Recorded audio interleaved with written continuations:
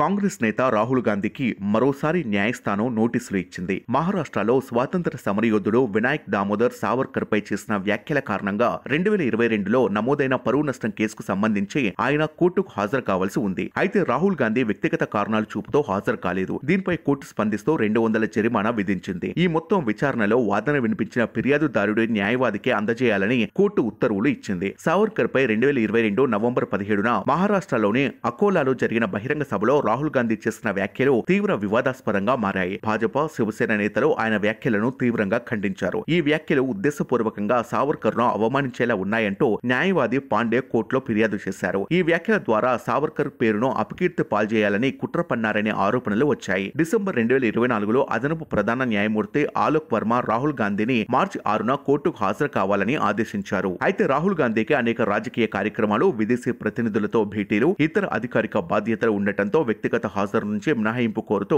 ఆయన న్యాయవాది పిటిషన్ దాఖలు చేశారు. కోర్టు మినహాయింపు ఇచ్చినా జరిమానా విధించడం చర్చనీయాంశమైంది. ఈ కేసులో తదుపరి విచారణను ఏప్రిల్ 14కు వాయిదా వేసింది. ఈ కేసు మాత్రమే కాదు, గతంలోనూ రాహుల్ గాంధీ వివిధ సందర్భాల్లో వివాదాస్పద వ్యాఖ్యలతో వివాదాల్లో చిక్కుకున్నారు. గుజరాత్ లోని సూరత్ కోర్టులో ప్రధానమంత్రి నరేంద్ర మోదీపై చేసిన వ్యాఖ్యల కారణంగా ఆయన 2023లో తన పార్లమెంటరీ సభ్యత్వాన్ని కూడా కోల్పోయారు.